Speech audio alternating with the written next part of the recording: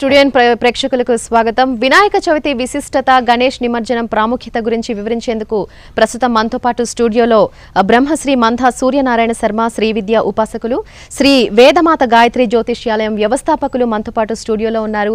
ఆయన మాటల్లోనే మరికొన్ని విషయాలను తెలుసుకుందాం. నమస్కారం గురుగారు. నమస్కారం అమ్మా, శుభం భూయాతు. ముందుగా గణపతి నిమజ్జనం విశిష్టత గురించి చెప్పండి.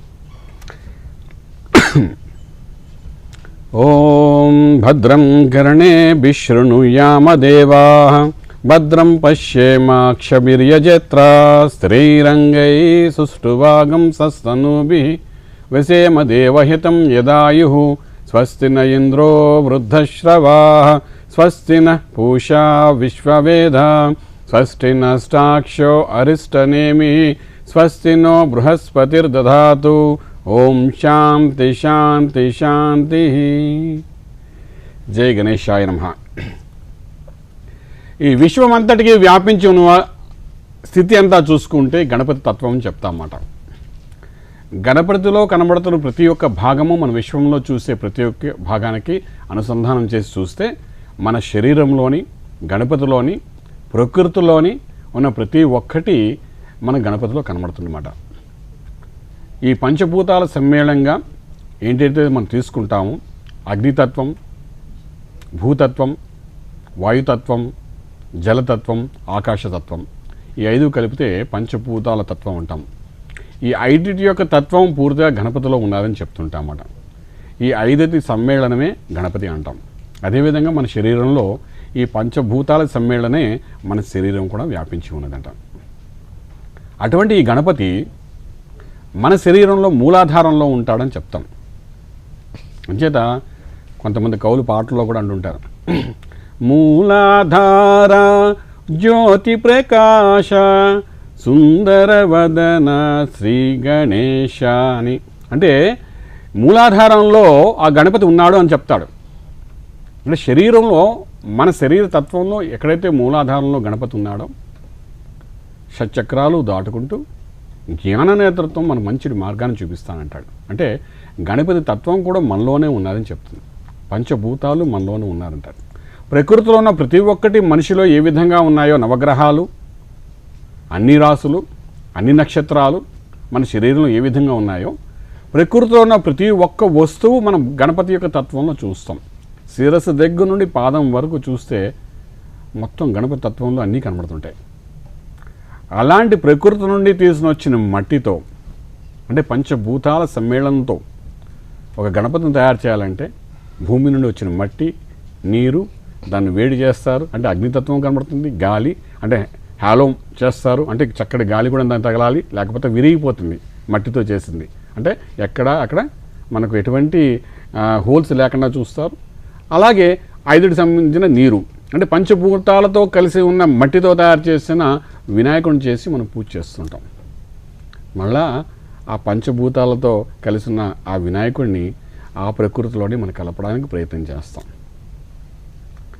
పూజ చేసినప్పుడు ఎంత శ్రద్ధాభక్తితో మనం చేస్తామో అంత శ్రద్ధాభక్తితో దాని నిమజ్జనం కూడా చేస్తాం.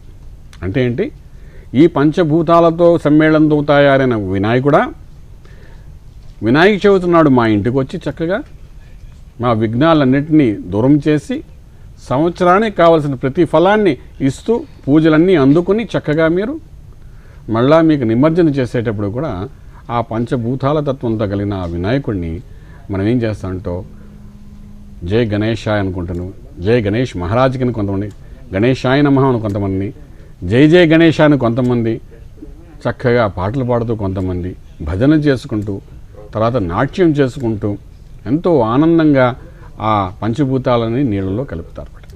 అంటే గణపతి తత్వం మనకి ఏం చెప్తున్నాయంటే, ఈ శరీరము ప్రకృతి సహజంగా మనకి ఏర్పడిన శరీరము అంతిమంలోని ఈ భూమి మీద ఆ విధంగా వదిలి ఆత్మ నుండి దూరమయ్యి ఈ శరీరం అంతా ఇక్కడే వదులుకొని ఆ భగవంతుడికి ఆత్మ ఏ విధంగా చేరుకుంటుందో అదేవిధంగా భగవంతుడి అయినటువంటి ఈ వినాయకుడి యొక్క తత్వం కూడా ఆ భగవంతుడిలో కలుస్తాడనమాట. సో మనం నిమజ్జనం చేసేటప్పుడు ఎప్పుడైతే భగవంతుని యొక్క, గణేశుని యొక్క మంత్రసాధన చేసుకుంటూ మనం చేస్తామో చక్కగా ఆ గణపతి యొక్క సంపూర్ణ కటాక్షం, అష్టైశ్వర్య భోగభాగ్యాలతో మన ఇంట్లో సంవత్సరం పొడుగున ఏంటేంటి కావాలో అవన్నీ గణపతి మనకి ఇస్తూ చక్కగా తన ఆ పంచభూతాల్లో కలిసిపోతాడు. దీని తత్వం ఏంటంటే ఎవరైనప్పటికీ, భగవంతుడైనప్పటికీ, మానవుడైనప్పటికీ, ఎవరైతే ఈ ప్రకృతిలో జన్మించి ఉన్నారో వారందరూ కూడా ఏంటంటే ఒక రోజుకి ఈ ప్రకృతిలోనే కలిసిపోవాలి. సాక్షాత్తు భగవంతుడైనప్పటికీ భూమి మీద పుట్టినప్పుడు రాముని అవతారం ఎత్తిన, కృష్ణుడి అవతారం ఎత్తిన, త్రేతాయుగంలో చూసినా, ద్వాపరయుగంలో చూసినా, కలియుగంలో చూసినా, ఎవరైనప్పటికీ భూమి మీద జన్మించి మానవ రూపంలో ఉండి దేవుడిగా భావన కలిగి ఆ తత్వానికి వెళ్ళిన వాళ్ళు ఎవరైనప్పటికీ కూడా ఏంటంటే ఆఖరికి ఈ ప్రకృతిలోనే కలిసిపోవాలి అనే తత్వాన్ని మనం వినాయకుడి ద్వారా తెలుసుకుంటాం.